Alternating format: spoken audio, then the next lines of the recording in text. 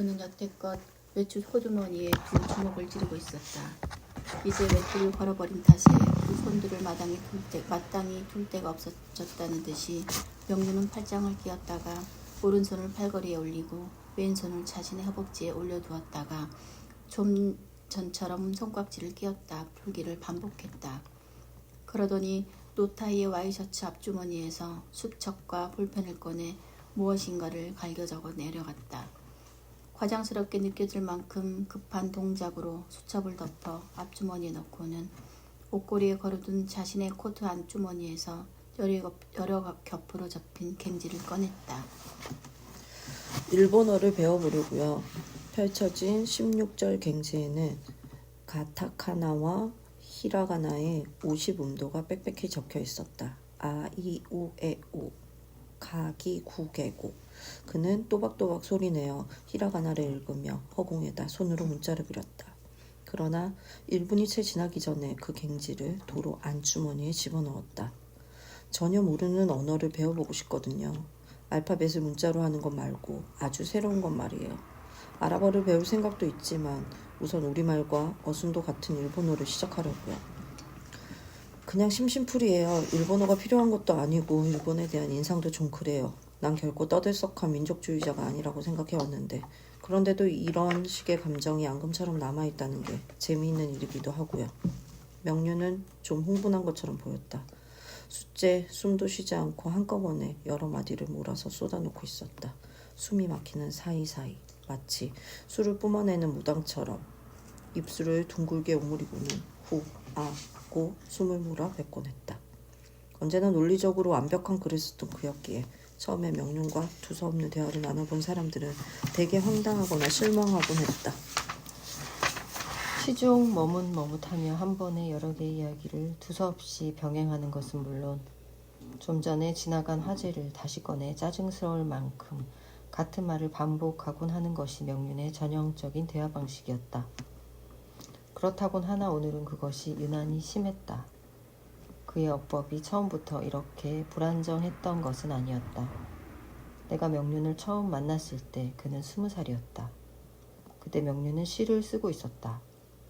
갓 들어온 신입생으로 교내 문학상을 받아 화제가 되었던 그의 시가 뉴이어로 시작하여 시간이 흘렀으니 내일은 햇빛이 밝았으면 좋겠다라고 끝을 맺고 있었던 것을 나는 기억한다. 보일 듯 보여주지 않는 자신의 글만큼이나 명륜은 신비스러운 침묵에 잠겨 있었다. 형언할 수 없이 순수하고 완전한 기운이 명륜의 얼굴을 수호천사처럼 감싸고 있었다. 햇빛이 드는 날 교정 어디쯤에서 마주치면 차마 똑바로 올려다볼 수 없도록 눈을 부시게 하던 침묵이었다. 사실 그의 얼굴은 언제나 그늘져 있는 편이었는데도 그랬다. 대학을 졸업하기도 전에 문단에 발을 들여놓은 그는 시와 소설을 겸하고 산문을 제법 맛이 나게 썼으며 영화에도 관심이 있어 심심찮게 문화잡지의 비평란에 얼굴을 내밀곤 했다. 그러던 그가 글쓰기를 그만둔 지 햇수로 4년이 되었다. 명륜이 저렇듯 침묵을 견디지 못하게 되고 같은 말을 반복하게 된 것은 아마 그때부터였을 것이다. 특별한 직업도 가지지 않은 그가 대체 무엇으로 먹고 살아온 것인지 알 수 없는 일인데 지난해 봄 어느 날 그는 느닷없이 유학을 준비하겠다고 해서 나는 더욱 놀라게 했었다. 명륜은 현지에서 생활비도 벌 겸 내가 일하는 잡지의 해외통신란에 매달 그곳 풍물을 소개하는 기사를 쓰겠다고 자청했다. 그는 그 일을 위해 사진을 배우겠다며 의욕을 보였지만 의사를 만났던 즈음부터 그마저 없었던 일이 되고 말았다. 어째서 더 이상 글을 쓰지 않느냐고 언젠가 내가 물었을 때 명륜은 구차해서라고 대답했었다. 똑같은 질문을 많이 들었기 때문에 신물이 난다는 듯이 마치 타인을 비난하는 듯한 어조로 그는 덧붙였다. 굳이 말로 써야 한다는 게 구차하고 귀찮아요. 구차하다니. 말이라는 게 원래 구차하다는 생각이 들어요.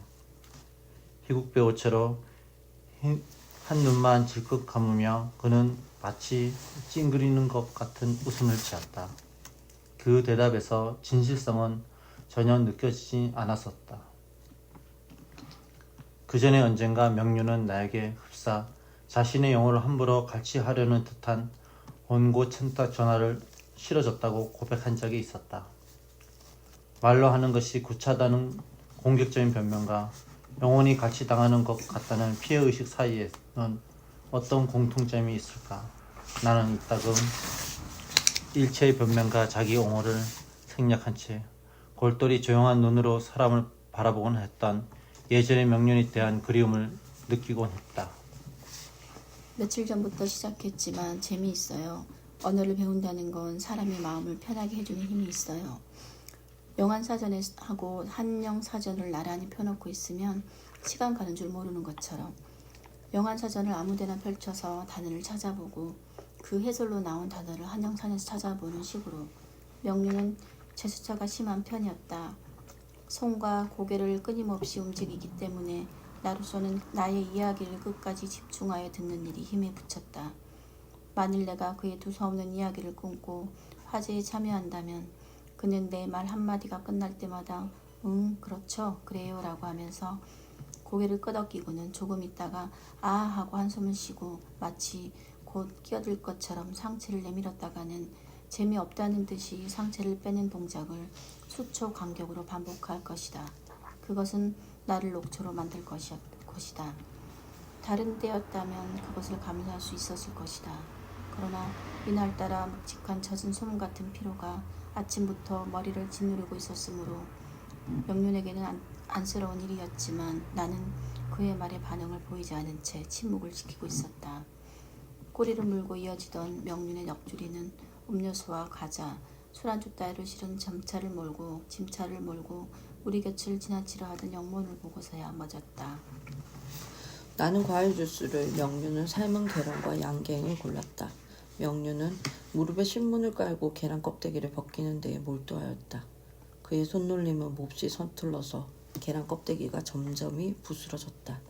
계란 껍데기를 벗기는 것이 세상에서 가장 급박하고 중요한 일이라는 듯이 그는 진지한 얼굴로 몰입해 있었다. 마침내 완벽하게 매끄러운 흰살을 드러낸 삶은 달걀을 잠시 들여다보더니 그것을 소금에 찍어 허겁지겁 먹어치웠다. 양갱이 들어있는 종이값을 뜯으며 명륜은 말했다. 나는 이게 세상에서 제일 맛있는 음식이라고 생각했어요.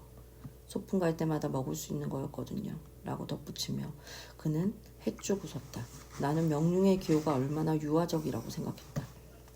식료품 점차가 돌아왔을 때 명륜은 알갱이가 있는 포도주스를 골랐다. 그는 그것을 따자마자 단숨에 마시고는 의자 밑에 버렸다. 10여 분 뒤에 나타난 호두과자 판매원에게서 5,000원짜리 대형 호두과자를 사서 바로 포장을 뜯어 하나씩 꺼내 먹기 시작하더니 김밥 판매원에게서 김밥을 샀다. 믿을 수 없는 식욕이었다. 명륜은 먹지 않을 때에는 계속 이야기를 했다. 그는 몹시 피곤하고 졸린 듯했다. 이야기를 하다가도 깜빡 잠이 들며 고개가 뒤로 꺾이곤 했다. 그러나 그는 마치 잠을 쫓아야만 할 필사적인 이유가 있는 것처럼 음식을 씹어 삼키고 끊임없이 이야기를 뱉어대며 버티고 있었다. 차가 너무 낡았어요. 정말 위험해 보이는데요. 노후된 차량 때문에 일어난 사고를 두세 건 알고 있거든요. 설레설레 고개를 저으며 그는 말했다. 아무리 짧게 잡아도 30년은 됐겠어요. 명륜이 먹다 남은 호두광자 봉지를 선반의 가방에 쑤셔놓고 있는 동안 기차는 원주역에 닿았다. 나는 등받이에 머리를 기댄 채 차창 밖을 보고 있었다. 승강장에는 머리를 쪽진 노파들이며 수레한 스웨터를 걸친 아낙들이 크고 작은 보퉁이를 앞이나 옆에 내려놓고 서 있었다. 열차가 멈추자 그네들은 보퉁이와 갯짝들을 제각기 이거나 안아들고 객차의 출입문 쪽으로 걸음을 옮겼다. 우리가 있는 칸에 올라탄 이들도 제법 있었다.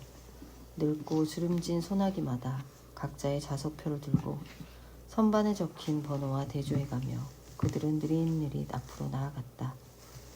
이따금씩 젊은 승객에게 좌석표를 내밀며 자신이 가야 할 곳을 묻는 소리가 들려왔다. 이 칸이 아닌가? 저쪽으로 가야 되겠소? 저쪽 칸이 사후차요? 그들이 객차문을 열고 앞칸으로 옮겨가는 뒷모습을 지켜보고 있던 명륜의 시선이 유리창으로 슬며시 비껴졌다. 스프링 장치를 당기고 위로 들어올려서 열 수 있도록 만들어진 명륜의 말맞다나 최소한 20년은 되어 보이는 낡은 창이었다. 모든 것이 더럽고 누추하다는 것에 명륜은 우울해진 것 같았다. 나는 명륜의 취향을 잘 알고 있었지만 오전에는 무궁화호나 새마을호가 없이 이 보통 열차를 탈 수가 없었다.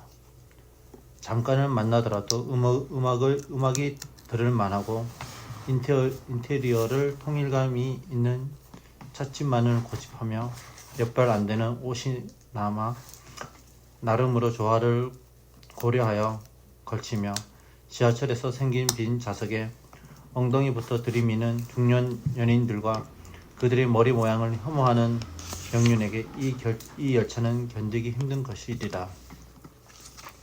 예민해 보이는 이마에 천자의 굵은 주름을 그은 채 껌을 우물거리고 있는 명륜의 옆모습을 나는 보았다. 그는 어둡고 추하고 가난한 것을 좋아하지 않았다. 저들에게서 눈길을 피하고 잠시 침묵을 지키다가 그 잔상이 사라질 때쯤에 다시 자신의 이야기를 시작할 셈이다. 그러나 명륜은 이야기를 다시 시작하는 대신 가방에서 신문을 꺼냈다. 그는 1면부터 마지막 광고면까지 읽는 둥 마는 둥 건성으로 넘겼다. 문화 섹션만 꼼꼼히 읽는 것 같았다. 그것을 접어 선반 위에 올린 뒤에는 가방에서 신의 21을 꺼냈고 역시 읽는 것인지 넘기는 것인지 알 수 없을 만큼 빠른 속도로 마지막 장까지 훑어내려갔다. 그리고 나서는 가나가 적힌 예의 16절 갱지를 퍼뜨렸다. 하히후해호 하고 중얼거리다가 갱지를 다시 외투 안주머니에 집어넣는가 싶더니 그는 어느 사이에 잠들었다. 눈살을 여전히 찌푸린 채였다. 간밤에 마신 술 때문에 피로한 기색이 역력했다. 용케 2시간을 버틴 셈이었다. 명륜이 어두운 곳을 싫어하는 것은 유복하게 자랐기 때문이 아니라는 것을 나는 짐작하고 있었다. 오히려 그 반대이다. 그는 자신이 안간힘을 다해 빠져나온 혹은 빠져나오려 하고 있는 그 구덩이를 다시 들여다보고 싶지 않은 것이다. 나는 잠든 명륜의 얼굴을 보았다. 신기하게도 눈을 뜬 채 자고 있었다. 단추구멍 2개처럼 살짝 벌어진 눈꺼풀 사이로 검은 자위가 보였다. 잠든 사람의 눈동자에는 표정이 없구나 하고 나는 생각했다. 보기 위해서가 아니라 그저 열려있는 사물에 비치기는 하나 보는 것을 중지한 눈동자였다. 우선은 저 얼굴이 어디를 사랑했을까. 면도를 하다 붉은 상처가 난 턱, 눈과 마찬가지로 약간 벌린 입, 까칠한 뺨, 약간 처진 편이기 때문에 억세게 보이지 않는 대신 다소 신경질적인 인상을 주는 눈썹을 나는 보았다. 쉐이브 로션의 독한 향과 아직 미미하게 남은 술 냄새, 감지 않은 머리 냄새가 섞여 향기롭다고도 악취라고도 할 수 없는 독특한 냄새가 명륜의 얼굴에서 풍겨나오고 있었다. 무슨 말을 하지 않기 위해 그는 그렇게 많은 말을 짓거려대는 것일까? 차창 밖으로는 겨울산들이 부채살처럼 펼쳐지며 뒷걸음치를 치고 있었다. 흑백이 뚜렷한 겨울 풍경이었다. 하늘은 회색이었고 웅달진 계곡들이 검었다. 산의 꼭대기와 비탈을 덮은 섬뜩하리만치 흰 눈이 푸르스름한 겨울 햇빛을 반사하고 있었다. 명륜의 추측대로 의사는 이 기차를 탔을까? 저 풍경을 그네 역시 지켜보았을까? 웅달진 계곡으로 떼지어 내려앉은 흰 지연들의 환영에 나는 눈을 감았다. 아침마다 4층 현관 앞에 웅크리고 앉아있던 늙은 개를 기억한다. 지난해 5월의 일이었다. 어떻게 해서 1층의 유리문을 통과하며 4층까지 올라왔는지 그 비루 먹은 개는 아침이면 늘 같은 자리에 오독하니 앉아있곤 했다. 야근을 마치고 돌아오는 늦은 밤까지도 보이지 않았던 것을 보면 녀석이 들어온 시간은 새벽 2, 3시부터 아침 6시 사이였을 것이다. 그 개를 처음 발견한 것은 일요일의 늦은 오전이었다. 그때까지 나는 이불 속에서 게으르게 뒤척이며 밀린 잠을 자다가 간신히 몸을 일으켰다. 잠옷바람으로 세면장에 나가 세수대야의 더운 물에 한쪽 발을 담근 채 다른 쪽 발바닥에 박힌 티눈을 빼면서 졸음이 썰물처럼 몸에서 빠져나가는 순간을 즐겼다. 졸음이 완전히 의식에서 가신 뒤에야 나는 물 묻은 발을 대충 발수건으로 닦고 절름절름 신문을 가지러 현관으로 나아갔다. 신문 쓸리는 소리와 함께 현관문이 열린 순간 나는 우뚝 멈춰 섰다. 처음 보는 개가 나를 올려다보고 있었다. 나는 일단 문을 닫았다. 한 뼘만큼만 다시 현관문을 연 뒤 그 늙고 추한 동물의 모습을 내려다보았다. 내 우려와는 달리 녀석은 안으로 들어오려고 하지 않았다. 대신 그 자리에 꼼짝 않고 앉아 고개를 쳐들고 있었다. 드문드문 빠진 자리가 있는 더러운 털과 삐쩍 마른 다리, 빤히 올려다보는 갈색 눈을 한 똥개였다. 그 후 아침마다 개는 그 자리에 앉아 있었다. 신문을 집어오려고 현관문을 열면 개는 마치 무엇인가를 갈구하는 듯한 눈으로 나의 동작을 찬찬히 관찰했다. 무엇이 녀석으로 하여금 캄캄한 계단을 차근차근 밟아 올라와 그 똑같은 자리에 앉게 했을까? 예전에 살았다는 신혼부부의 잃어버린 개가 집을 찾아온 것이 아닐까 하여 주인 아주머니에게 물었으나 그 집은 개를 기른 적이 없었다고 했다. 아유, 난 동물이라면 고양이고 개고 싫어하는 거 몰라? 특히 개새끼들은 밤낮으로 짖어대는 게 아주 딱 질색이라고. 일부러라도 난 개 키우는 사람들이 들린 적이 없어. 덧새째 되던 금요일 아침 나는 간밤에 남은 누룽지를 들고 나가 개에게 내밀었다. 순한 개라고 그동안 판단했던 나의 실수였다. 손을 내민 순간 날카로운 이빨이 내 검지손가락을 훑었다. 짧은 비명을 지르며 나는 거세게 문을 닫았다. 핏방울이 맺힌 손가락을 붙은 채 다급히 방으로 달려갔다. 상처난 손가락에 매니큐어름을 바르고 나는 광견병을 염려했고 그러자 몹시 불쾌해졌다. 그날 회사에서 개 이야기를 하자 동료들은 웃었다. 발로 툭 차버리면 되지 그걸 못해요? 걱정 말아요. 내일 아침에 우리가 다 갈 테니까. 잡아서 개장수한테 팔자고요. 농담으로 시작했던 말이 반쯤 진담이 되어 몇몇 남자 동료들은 원한다면 오는 일요일 아침에 집으로 와주겠다고 한다. 개쩍여진 나는 그러기 전에 내 손으로 녀석을 쫓아내겠다고 했다. 이상한 일은 마치 내가 결심을 알아챘다는 뜻이 다음날 아침 개가 현관 앞에 앉아있지 않았다는 것이다. 그 다음 날인 일요일에도 월요일에도 개는 나타나지 않았다.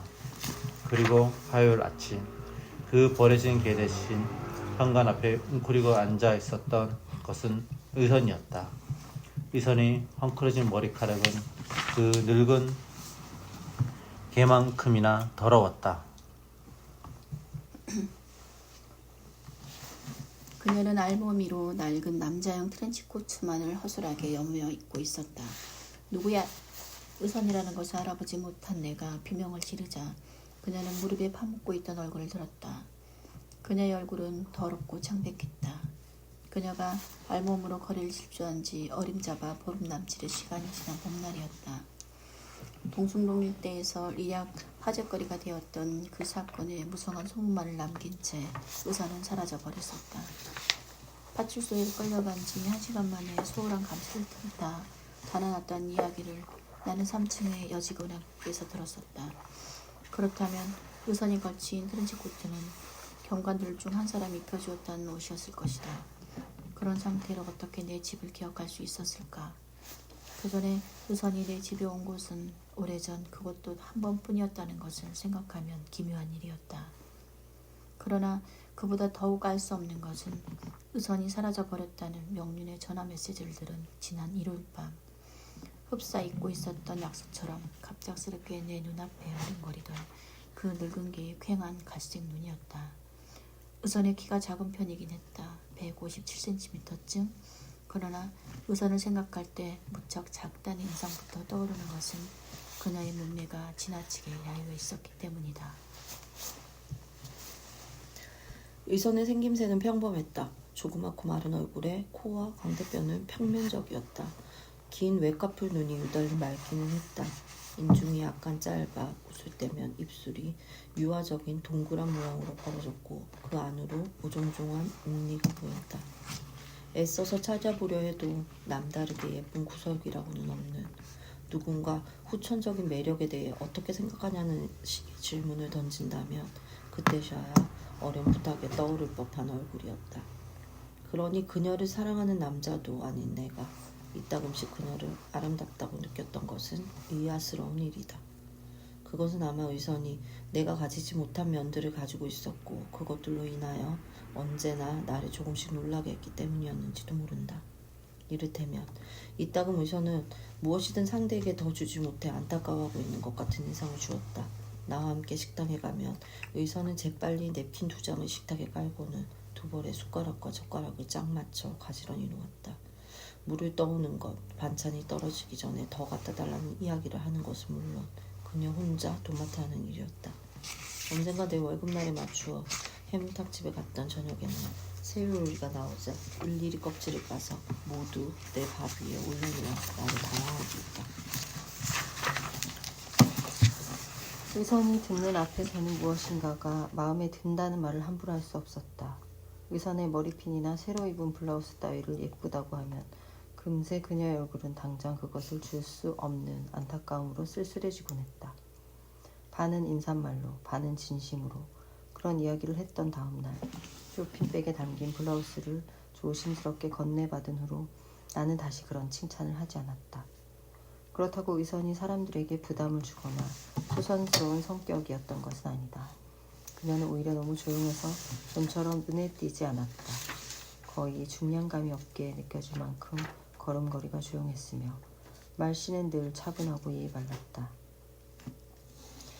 나는 의선이 한 번이라도 누군가를 비난하는 말을 들은 적이 없었다. 누구나 가끔씩은 하게 마련인 직장 상사들에 대한 혐도조차 그녀는 하지 않았다.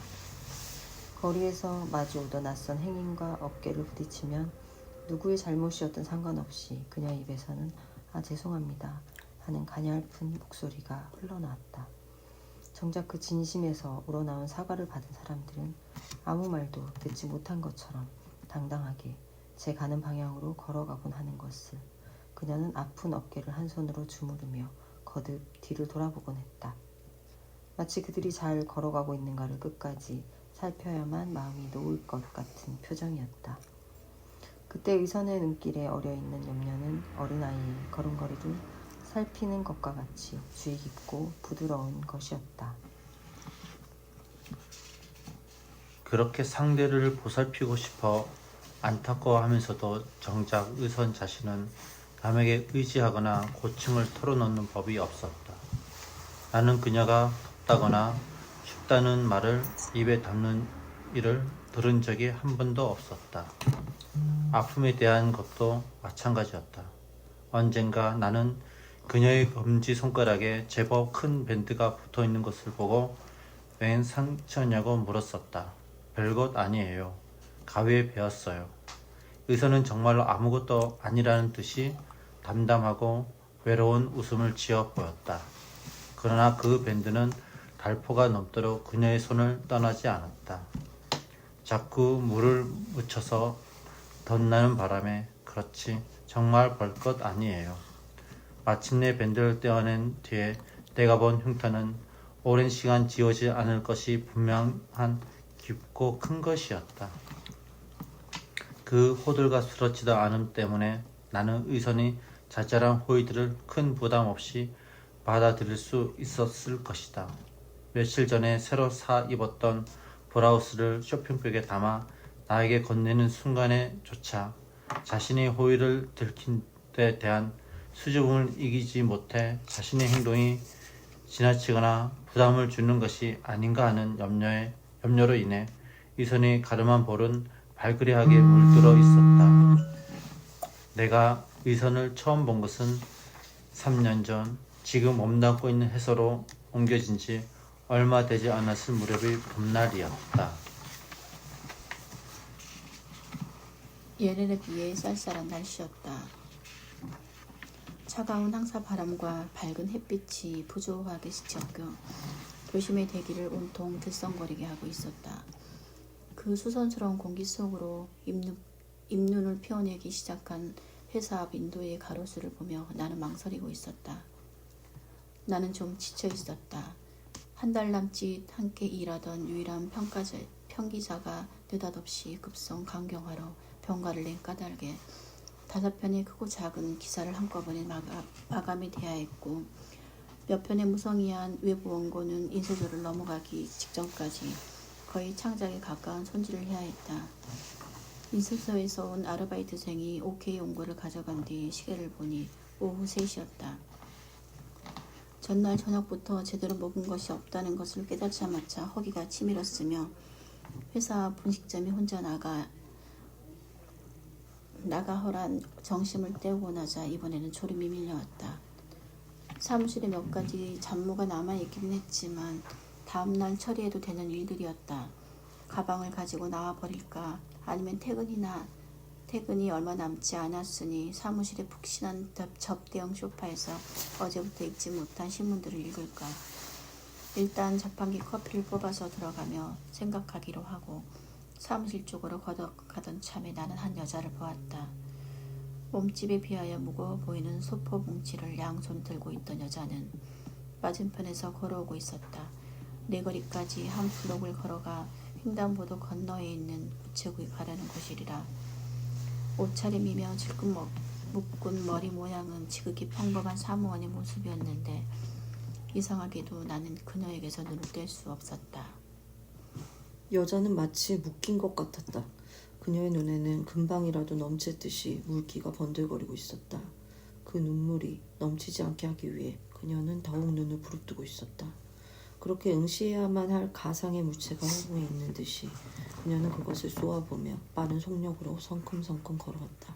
커다란 소포를 든 앙상한 손목들은 마치 결박당한 듯 타이트 스커트의 봉제선에 밀착되어 다리의 빠른 동작이나 강한 눈빛과 대조를 이루고 있었다. 2미터 거리로 내 앞에 다가왔을 때 기어이 그녀의 눈에서 굵은 눈물이 떨어졌다. 내 시선을 의식한 것인지 그녀는 소포를 든 손을 끌어올려 눈물을 닦으려고 몇 차례 시도했다. 그러나 그녀는 기껏 허리깨까지 손을 들어 올릴 수 있을 뿐이었다. 여전히 눈을 부릅뜬 채 뺨과 입 언저리에는 치욕스런 2줄의 눈물 자국을 새긴 채 여자는 나를 외면하며 스쳐 지나갔다. 길거리에서 오는 여자를 본 것은 그때가 처음이었던 것은 아니었다. 길에서 오는 사람은 오히려 주변 사람들에게 곁을 주지 않는 성품이랄 것을 추측해 본 일도 있었다. 얼마나 평소에 눈물을 보이는 것을 꺼려했으며 억지로 막아두었던 뚝이 터질 듯 익명의 무수한 사람들 속에서 울음을 터뜨릴 것인가. 오히려 내 인상에 강하게 남은 것은 여자의 눈물이 아니라 손이었다. 소포에 결박당해 있던 어떤 무도한 사내가 느닷없이 젖가슴을 움켜쥔 뒤 달아난다 해도 속수무책일 여자의 손이었다. 여자의 서늘한 시선은 마치 그 결핍된 물리력을 대신하듯 정면을 쏘아보고 있었다. 눈물이라기보다 응축된 말이 흘러나온 것 같은 여자의 뺨은 화장기 없이 까칠했다. 내가 다시 그 여자를 본 것은 회사의 세면장에서였다. 점심시간이 끝날 무렵이었다. 칫솔과 양치컵을 들고 내가 들어섰을 때 두 여자가 거울 앞에서 화장을 고치고 있었다. 좌변기가 설치된 화장실 한 칸과 세면대, 걸레바늘 수도꼭지가 있을 뿐인 그 비좁은 세면장은 아래층의 제약회사 여직원들과 함께 쓰게 되어 있었다. 어휴, 또 토하네. 꼭 입덧하는 것 같아, 안 그래? 말도 안 돼. 위험 있다고 했잖아. 쑥덕거리는 여자들의 음성을 덮으며 화장실 안에서 토하는 소리가 들려왔다. 고통스러운 구역질 소리가 잦아질 듯 계속되었다. 몰래 내는 소리가 들렸다. 잠시 후 마르고 작은 몸집의 여자가 고개를 수그린 채 문을 열고 나왔다. 소포에 묶여있던 바로 그 여자였다. 여자의 얼굴은 헬쓱했고 지난번 거리에서 보았을 때보다 쇠약하게 느껴졌다. 그녀는 자신을 바라보고 있는 사람들의 시선을 의식하지 못하는 듯했다. 방금 토약질을 한 사람이 특유의 어둡고 참을성 있는 얼굴을 그녀는 세면대의 찬물로 오랫동안 씻었다. 그날 오후 지하철 승강장에서 그녀를 보았다. 나는 좀처럼 누군가에게 먼저 말을 걸지 않는 편이었지만 순전한 호기심 때문에 그녀에게 인사를 건넸다. 안녕하세요. 그녀는 경계 섞인 눈빛으로 나를 돌아보았다. 그녀는 나를 알아보지 못했다. 좀 전에 토약질 탓인지 야윈 그녀의 얼굴에서는 핏기가 말쑥하게 걷어 있었다. 3층에서 일하시죠. 4층 자취사에 새로 들어온 직원임을 밝히며 통성명을 제안했을 때야 그녀의 얼굴에는 경계가 사라졌다. 그녀는 어렴풋이 웃었는데 참으로 힘없는 웃음이었다. 우리는 같은 방향의 전동차를 탔다. 그녀는 말수가 적은 편이었으므로 내가 화제를 이어가야 했다. 나는 새로 옮겨온 사무실의 분위기와 회사 건물의 제법 참신한 설계, 불친절한 경비원들에 대하여 이야기했다. 그 여자는 기껏해야 예나 글쎄요 정도의 댓글을 하며 나의 이야기를 듣고 있었다. 몇십 분간 서서 가는 것도 힘이 드는 듯 동그란 손잡이에 손목을 끼워 거의 완전히 몸무게를 실은 채였다.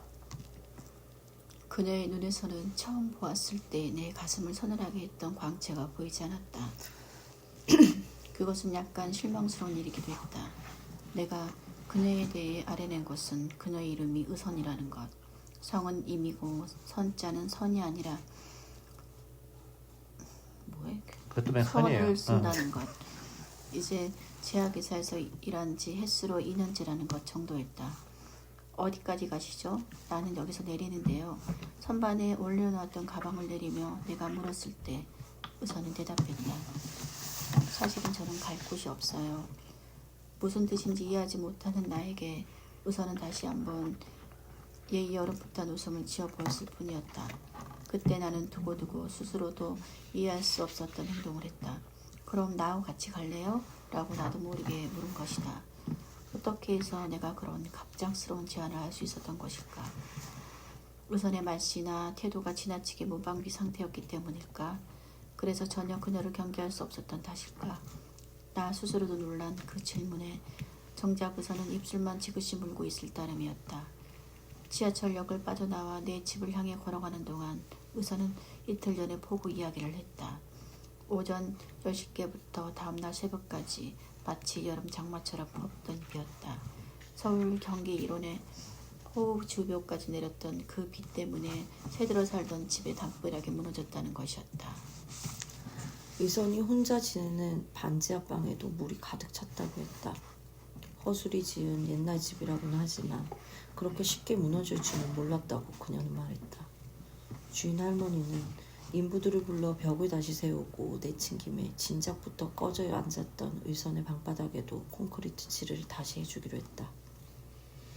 그래 얼마 안 되는 살림이며 이부자리를 모조리 마당에 내놓은 게 전날의 일인데 이날 새로 깐 콘크리트가 마르자마자 다음 날이나 되어야 들어가 잘 수 있다는 것이었다.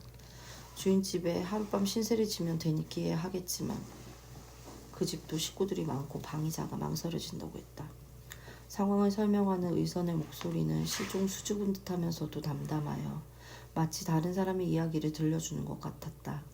그녀의 설명을 듣는 동안 나는 그녀가 종결 어미를 감칠맛 있게 잡아끄는 버릇이 있다는 것, 그녀의 성격이 솔직하면서도 다정하다는 것을 알았다. 의선의 말에는 불필요한 수식어구나 감탄사가 없었다. 마치 무대에 나오자마자 인사 없이 뚜벅뚜벅 걸어가 피아노 앞에 앉은 뒤 악보를 펴자마자 곧바로 연주에 돌입하는 연주자처럼 의선은 자신만의 군더더기 없는 말법에 따라 말하고 있었다. 나는 그것이 대화를 통해서라기보다는 글을 써서 다듬어진 말들이라는 인상을 받았다. 그녀는 하지 못해 일기라도 쓰고 있는 사람일 것이다. 내 방은 꼭대기 층이에요. 1층 현관 앞에서 일러주자 의사는 처음으로 이를 보이며 활짝 웃었다. 떡니를 비롯한 윗니들이 아랫니들처럼 작아 귀여운 인상을 주는 웃음이었다. 그녀는 어린아이처럼 고개를 뒤로 꺾고 1층, 2층, 3층 하고 세더니 4층이요? 라고 물었다. 창문도 있나요? 라고 그녀는 조심스럽게 덧붙여 물었다. 밝겠네요. 의사는 다짐하듯 말했다. 아침이면 아주 환한 방이겠어요. 방으로 들어서자마자 의사는 창문을 가리고 있던 커튼을 활짝 젖혔다. 창문 밖에는 땅거비가 내리고 있었다. 푸르스름한 빛의 입자들이 조금씩 어둠으로 몸을 바꾸어감에 따라 창밖으로 펼쳐진 무수한 지붕들과 옥상들, 전신주와 도로와 주차한 차들의 모습은 서서히 지워져 가고 있었다. 간단히 준비한 저녁상을 들고 방문을 열었을 때 의사는 아직 그 창 앞에서 붙박혀 서 있었다. 창밖에 짙은 어둠이 깔려 있었으므로 불을 켜지 않은 방은 어두웠다. 의선씨라고 불렀을 때에야 그녀는 고개를 돌렸다. 골목에서 새어드는 미미한 빛을 등에 진 그녀의 얼굴 윤곽은 검게 뭉개져 있었다. 여기가 어디죠? 명륜은 거친 손놀림으로 눈을 비볐다. 실제로 통증을 느낄 것 같은 붉고 선명한 핏줄이 흰자 위의 가운데 부분에 그어져 있었다. 영월. 마치 자신이 잠들었다는 것을 믿을 수 없다는 듯이 명륜의 눈은 초조하게 사방을 두리번거리기 시작했다. 승객들은 더러는 잠들고 더러는 이야기하고 더러는 먹고 있었다. 명륜은 그들의 모습을 둘러보다가 무엇인가를 재수로하는 것 같은 얼굴로 나를 보았다. 얼마나 잤나요? 나? 내가 잠깐 대답을 망설이는 동안 명륜은 변명하듯 말했다. 공기가 탁해서 잠들었던 모양이에요. 역시 대답할 짬을 주지 않고 그는 다시 중얼거렸다. 아무래도 불안해서 깊이 잠들지도 못했어요. 역시 그에게 대답하지 않는 편이 좋을 것 같았다. 자신의 말이 끊어지는 것을 스스로 견디지 못하는 것처럼 명륜은 누군가의 대꾸가 자신을 가로막는 것 역시 견디지 못하고 있었다. 열차가 안전하겠죠? 나는 이상하게 사고 기사 같은 게 잊혀지질 않아요. 사실 이쪽 국도는 위험해요. 승용차뿐 아니라 고속버스도 위험하다고요. 그러긴 한데 열차 사고도 무시 못하니까요. 특히 이쪽 지방에 열차 사고가 많아요.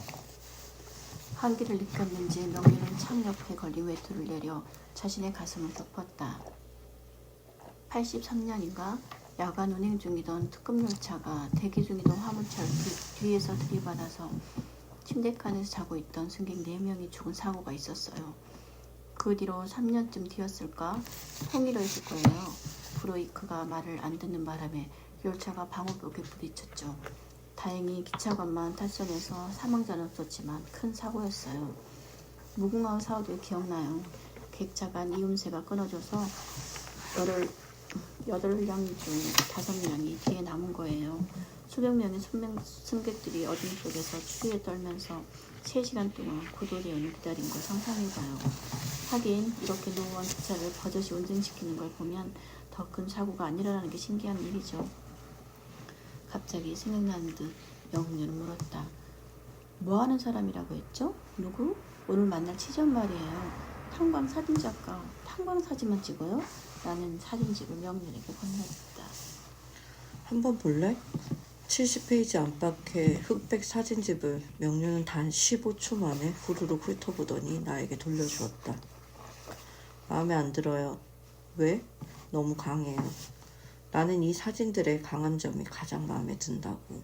이 광부들의 얼굴은 생생하게 살아있으며 어딘가 깊은 통찰력을 느끼게 해주는 데가 있다고.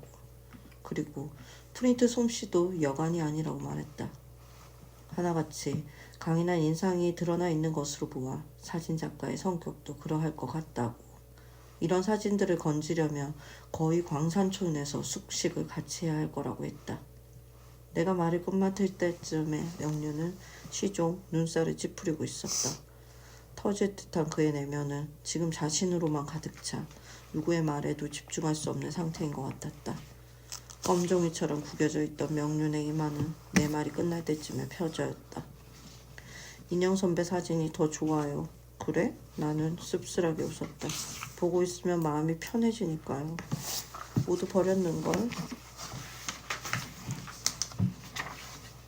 버리다니요? 다 없앴어. 당황해하는 명륜의 얼굴이 천진무구해 보였으므로 나는 그가 약간 좋아졌다. 명륜의 눈동자에서 초조함이 잠시 가시면서 오래전에 보았던 투명한 표정이 드러났다. 자신의 찌푸려진 내면에서 벗어나 갑자기 타인에게 관심을 가지게 될 때 사람의 얼굴은 저렇게 투명해지는 모양이었다. 추궁하는 사람도 없는데 끊임없이 변명과 답변만을 찾다가 자신도 질문을 던질 수 있다는 것을 갑작스럽게 깨달은 것처럼 명륜은 놀라고 있었다. 누가요? 선배가? 나는 끄덕였다. 전부? 명륜은 진심으로 놀란 것처럼 보였다. 이선이 내 사진들을 불태운 여름밤 이후부터 나는 바다 사진을 찍지 않았다. 남아있는 연암은 장의 사진들을 볼 때마다 손톱으로 살갗을 후벼내는 듯한 통증을 느꼈다. 그 모든 사진 쪼가리들이 언젠가는 사라지고 말 것들이었다는 것을 깨닫는 데에는 많은 시간이 걸리지 않았다. 왜 그런 짓을 했는지 까닭은 알 수 없지만 어쨌든 의선은 그것들을 없애는 일을 앞당겨 준 것뿐이었다. 나는 다만 남은 사진들을 불태우기를 망설이며 이날 아침까지 버텨왔을 따름이었다. 과연 이 수많은 사진들 가운데 진정으로 내 마음에 흡족했던 것이 있었던가? 그토록 분노하고 가슴 아파할 만큼 가치 있는 것들이었던가? 어떤 과거에도 마음을 두지 않는다고 생각하면서도 결국 그 의미 없는 사진들에 집착해왔던 자신을 나는 이상스러울 만큼 텅 빈 시선으로 바라볼 수 있었다. 마치 의선은 나의 사진들을 불태웠듯이 내 내부에 무엇인가를 태워 그 자리에 빈 공간을 만들어 놓은 것 같았다. 명륜은 여전히 당황한 표정으로 따라 웃고 있었다. 웃음이 그친 뒤 오랫동안 그는 자신이 웃음이 남긴 묵직한 그물 같은 우울을 얼굴에서 걷어내려는 듯 말을 잇고 있었다. 열렬하게 짓거리는 것보다 더 많은 에너지를 필요로 하는 것 같은 침묵이었다. 침묵하는 그의 얼굴에 빠르게 스쳐가는 여러 표정들이 불편한 신경을 말해주고 있었다. 명륜의 얼굴에는 각진 데가 없었다. 그렇다고 눈에 보일 만큼 둥글지도 않았지만 차가워 보이지도 않을 만큼 턱과 뺨의 곡선이 완만했다. 문학하는 사람치고는 살이 붙은 얼굴이었다. 어쩌면 저 얼굴의 곡선과 같은 우유부단함과 나약함 때문에 명륜은 아직까지 떠나지 못하고 있는지도 모른다. 지난 3년간 그는 나를 만날 때마다 조만간에 망명하고 말 겁니다 라고 고백하곤 했다. 하지만 어디로 가죠? 명륜은 초조한 어조로 동의를 구하며 자신의 말을 여러 차례 반복하곤 하였다. 어디로 간다고 해도 뜻같지 않겠어요? 뭐가 달라지겠어요? 알아요. 조금 나은 정도겠죠. 하지만 어쩌면 그 조금이라는 게 숨을 쉴 수 있게 해줄지도 모른다는 생각이 들어요. 숨을 쉬는 게 힘이 드니까. 이곳에서는 언제나 앞사람이 가는 대로 벼랑 끝을 밟고 앞만 보고 가야 하니까요.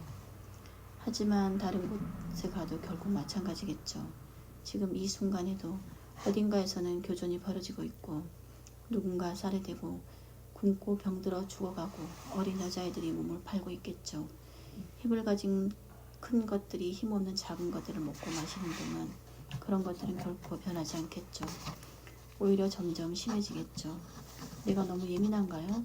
선배도 그렇게 생각해요? 내가 너무 피곤하게 생각하고 있나요? 내면이 텅 비어서 밖으로만 뛰쳐나가려고 하는 사람 같아요? 바깥의 세계를 제가 찾을 수 있다고 믿는 어리석은 철부지 같아요? 솔직하게 말해봐요. 그때 네가 더 잘 알고 있지 않니라고 되물었다면 명륜은 상처를 입었을 것이다. 내가 보기에 너는 단지 감성적일 뿐이야. 이제 그럴 나이도 지나지 않았니? 언제까지 젊음을 낭비하고 있을 생각이니?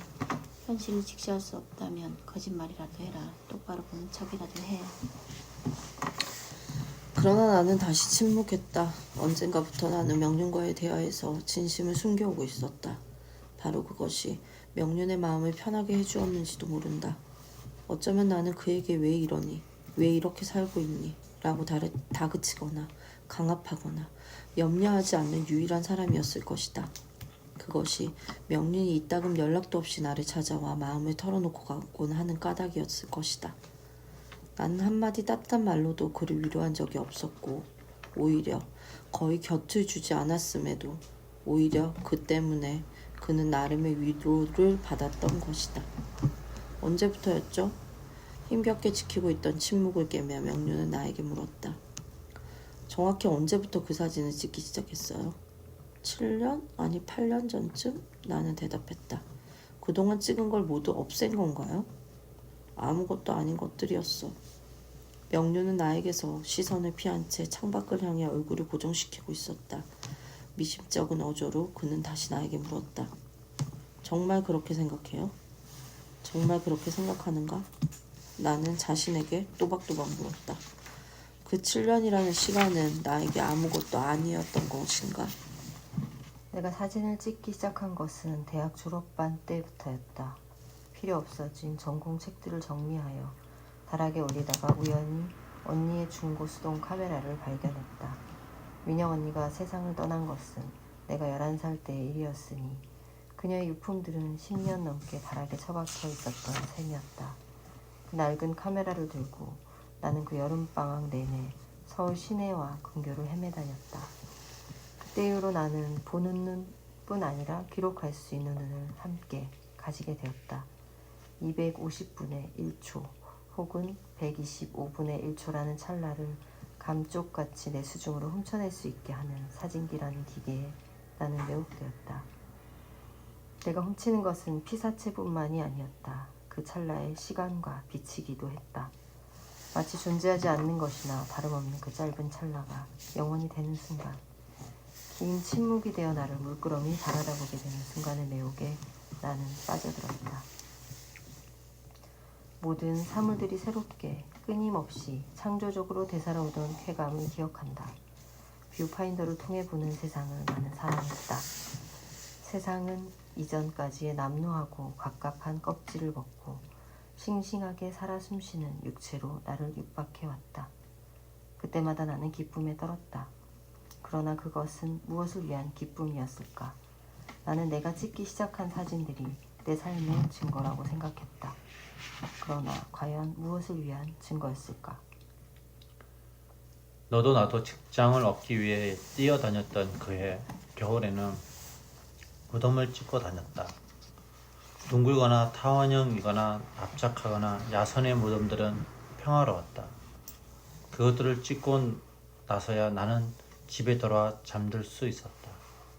늙은 어머니와 단둘이 누워있는 방은 마치 낮 동안 내가 찍고 돌아온 무덤들의 내부 같았다. 다만 무덤 속에 있는 사람들은 더 이상 어머니처럼 밤마다 이를 갈며 무엇인가를 중얼거리거나 침을 흘리고 신음하지 않아도 된다는 것이 다를 뿐이었다. 그런 어머니를 볼 때마다 내가 해줄 수 있는 일은 그녀가 겪고 있는 그 무엇인지 모를 괴로움이 단지 꿈이라는 것을 일깨워주기 위해 그녀의 머리를 흔들어주는 것뿐이었다.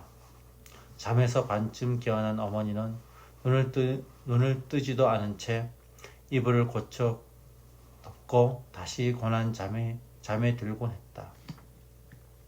졸업과 함께 잡지사에 발을 들여놓게 되자 사진기를 다룰 수 있다는 것이 상당한 득이 되었다.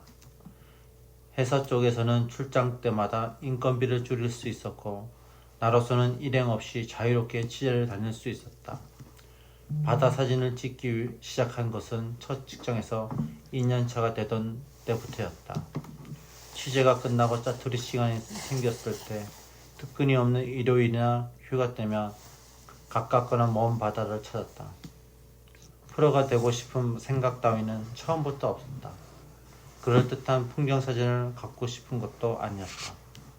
따라서 어느 곳의 바다인지도 알 수 있게 하는 육지의 풍경도 배제했다. 하늘이나 구름, 모래와 자갈 따위가 어쩌다가 함께 들어가기도 했으나 그야말로 어쩌다가 삽입된 것이었을 뿐이다. 주제는 언제나 순수한 바다였다. 수평선을 프레임의 중간이나 3분의 1 또는 5분의 1의 상단에 놓고 모래밭에 들썩거리는 물결의 흰 포말과 검은 면 바다를 모두 흑백으로 찍었다. 언젠가 그것 뜻을 어깨너머로 훔쳐본 한 회사 동료는 의아해했다. 이걸 왜 찍는 거예요? 같은 사진이 왜 이렇게 많아요? 그 똑같아 보이는 사진들 찍기 위해 알려지지 않는 바닷가를 헤매이 다니는 나의 행동이 동료들에게는 별스러운 기벽으로 여겨지는 모양이었다. 그러나 그 똑같은 사진들을 수없이 찍으면서도 나는 이거다라고 할 만한 사진을 갖고 있지 못했다. 내가 태어나기 전부터 밀려왔다가 밀려나가고 있었으며 내가 죽은 뒤에도 그 거대한 움직임을 계속할 바다를 바라다 보면 마치 접신과 같은 지점을 만나게 되기 마련이다. 나라는 존재가 너무 작아 거의 의식할 수조차 없게 되는 바로 그 순간을 어리석게도 나는 필름 속에 부파가 넣으려 했었다. 그러나 막상 그것을 인하해 보면 가장 중요한 것은 어디론가 휘발되어 버리고 사막 같은 검은 바다만 넘실거리고 있구나 했다. 명륜은 그 사진들을 좋아했다. 5년 전쯤이었을 것이다. 지금의 회사로 옮겨오기 전에 잠시 근무했던 사무실로 명륜이 찾아왔었다. 마치 암실에서 방금 인하해가지고 나와 마르기를 기다리고 있던 내 사진들을 보며 명륜은 기뻐했다. 그때만 해도 글을 쓰고 있었고 지나치다 싶게 말을 아낄 때였던 그는 좋은데요? 라고 숨을 내쉬듯이 말했다. 그 후로 명륜은 나를 만날 때마다 새로 찍은 사진을 보고 싶어 했다. 사진 몇 장을 건네주면 그는 마치 이나지 속으로 들어가려는 듯 갈급한 눈으로 그것을 들여보곤 했다. 나는 사진이 좋아요. 삼키듯이 바라보고 있던 사진을 돌려주며 그는 말한 적이 있었다. 말이 없잖아요. 사진 속에는. 너무 오래 들여다보았기 때문에 마치 자신이 만들어낸 사진처럼 느껴진다고 명륜은 덧붙였었다. 특히 선배 사진에는요. 정말 아무것도 없어요. 반면 의선은 내 사진을 좋아하지 않았다. 지난 여름 내 방의 책상 귀퉁이에 세워놓았던 사진들을 보며 그녀는 말한 적이 있었다. 너무 어두워요.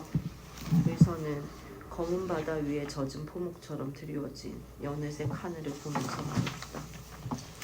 바다는 원래 이렇게 어두운 거예요? 바다에 한 번도 가보지 않았느냐고 묻자 의사는 모른다고 했다. 모르겠어요. 가본 기억 없어요. 그녀의 얼굴은 마치 이제부터 안개 속에 깊고 차가운 겨울을 걸어서 건너가야 한다는 것을 깨달은 사람 같은 불안을 안고 있었다. 무엇인가를 기억하려 할 때마다 그녀는 그런 얼굴을 하곤 했다. 처음 나의 방에 온 의선에 몸을 씻기면서 내가 조심스럽게 왜 그랬어? 라고 물었을 때 그랬던 것처럼 그때 의선은 멍한 눈으로 내 눈을 들여다보았고 나는 더욱 목소리를 낮추어 최대한 부드러운 말씨로 다시 물었다. 전혀 기억나지 않아? 횡단보도에서 그날 오후에 의선의 눈이 백지스럽게 깜빡이더니 예의 깊은 불안을 아는 얼굴이 되었다. 상처투성이의 알몸을 동그랗게 접으며 그녀가 떨기 시작했으므로 나는 내 경솔한 질문을 이미 후회했었다. 그 후 나는 다시 그날의 일에 대하여 의선에게 묻지 않았다. 바다에 대하여 물었던 그날도 의선의 입술은 조금씩 초조하게 일그러지기 시작했다. 그녀의 떨리는 손이 금방이라도 이나지를 찢을 것처럼 불안정해 보였으므로 나는 긴장했다. 그렇지만 이렇게 아무것도 없는 곳이라면 가보고 싶지 않아요. 이렇게 어두운 건 좋지 않아요. 그렇게 말하는 그녀의 목소리나 얼굴이 이미 너무 어두웠으므로 그 말은 이상한 느낌을 주었다. 자신의 말만이 옳다는 뜻이 마치 나무라는 것 같은 어조로 사진을 들여다보며 그녀는 고개를 쳐들었다. 고개를 저었다. 눈높이의 사진을 지켜둔 그녀의 자세는 그것을 금방이라도 세로로 찢어버릴 것처럼 단호했다. 이런 것은 좋지 않아요. 정말이에요. 명륜은 아래 입술을 검지와 엄지 손톱으로 연신 쥐어뜯으며 불안한 침묵을 지키고 있었다. 그의 입에는 금방이라도 말이 터져 나올 듯했다. 그의 묵묵적한 답변이 혀끝까지 나왔다가 도로 삼켜지고 다시 혀끝으로 밀려나곤 하는 과정을 반복하고 있는 것 같았다. 명륜의 말을 멈추고 있는 동안 나는 수첩을 다시 한번 훑어보았다.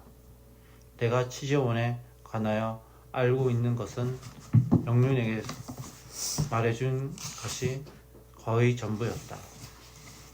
한국의 역사나 광산업에 대해서 참고 자료가 될 만한 것들을 찾아 읽기는 했으나 아직은 모든 것이 흐릿했다.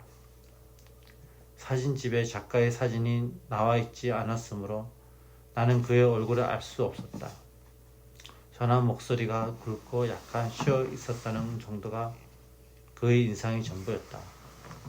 시원스럽게 취재를 허락한 것으로 미뤄 긴 말을 하지 않는 성품이라는 느낌 정도가 남아 있었다. 곧 생면부지에 그 사람을 만나 그의 밑바닥에 있는 이야기, 독자들을 움직일 수 있던 이야기, 물건이 될 만한 이야기를 끌어내야 했다. 그의 신상을 거의 알고 있지 않는 상태에서 생각할 수 있는 질문은 창조적인 것들 뿐이었다. 처음 수동 카메라를 만졌을 때 느낌이 어땠나? 하루 일과를 어떻게 보냈나? 탄광사진 찍는 일의 좋은 점과 나쁜 점은 무엇인가? 가족관계의 관계는 어떤가? 광부들과의 관계는 어떤가? 목숨을 걸고 하는 작업일 텐데 무엇을 희망하기에는 가능한가? 끝까지 황곡을 지킬 생각인가? 희열을 느낄 때는 언제인가? 어떻게 절망을 이기는가? 언제나 노리고 있던 물건은 전혀 예상하지 못했던 질문에서 터져 나온다. 만일 이 사람이 말하는 것을 즐기는 성격이라면 세 번째 질문까지만 가도 충분할 것이다.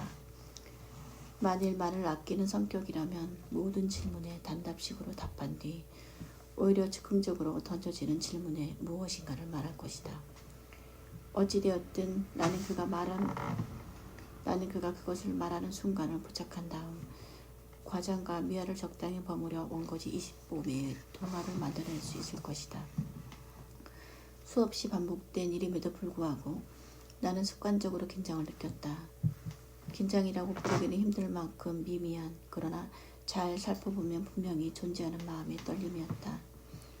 마치 식당에서 주문을 끝낸 뒤 음식을 기다리는 동안의 허기와 같은 참으로 익숙한 이 긴장감을 나는 좋아하는 편이었다.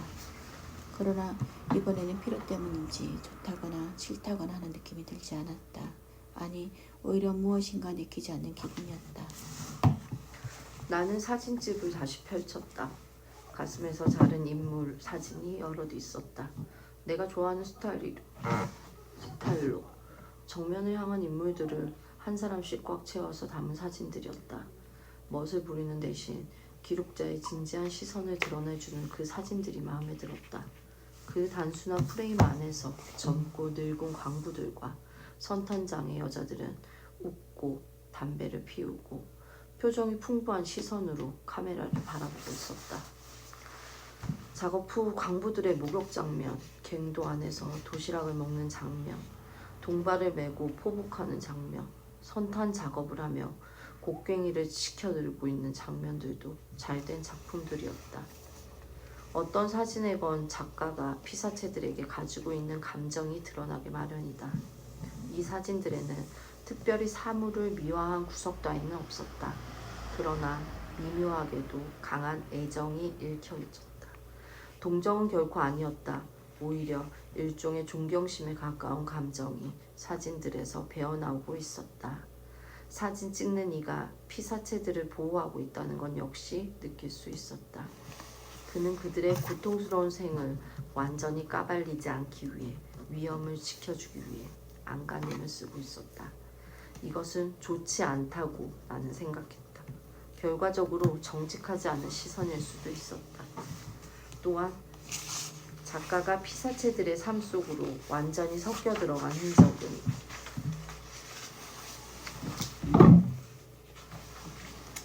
역력했으나 동시에 구도부터 인화까지 사진의 작품성이 지나치게 완벽했다.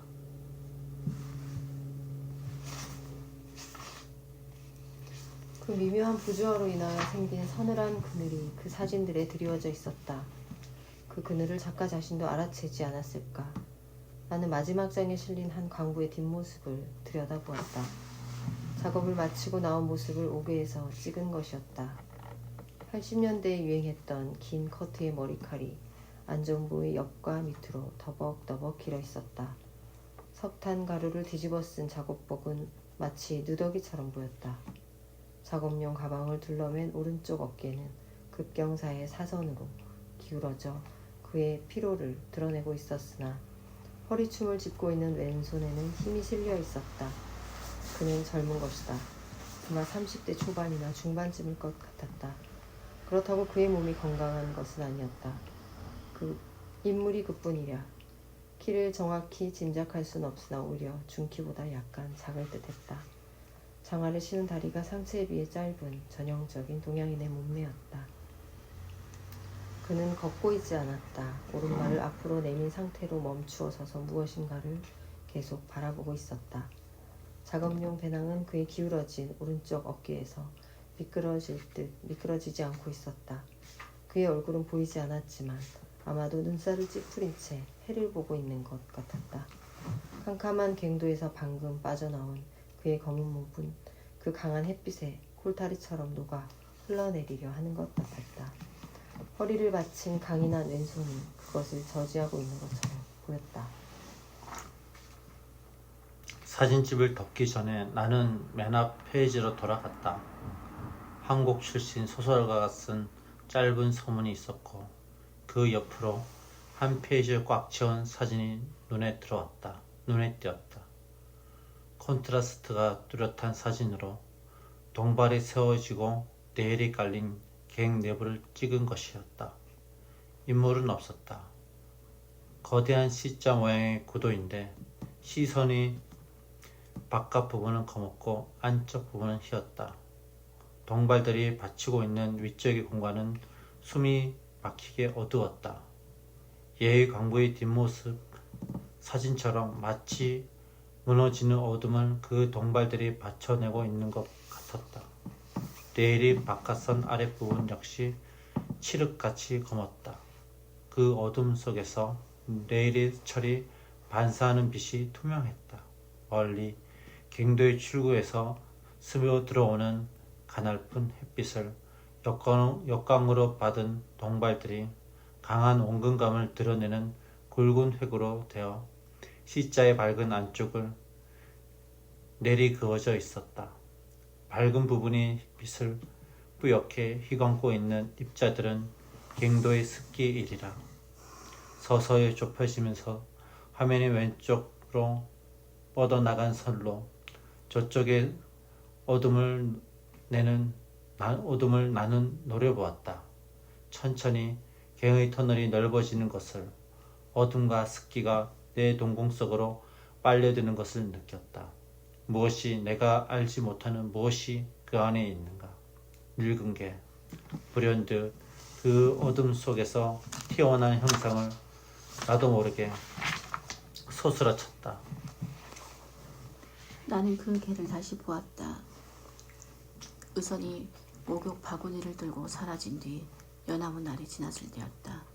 출근길이었다.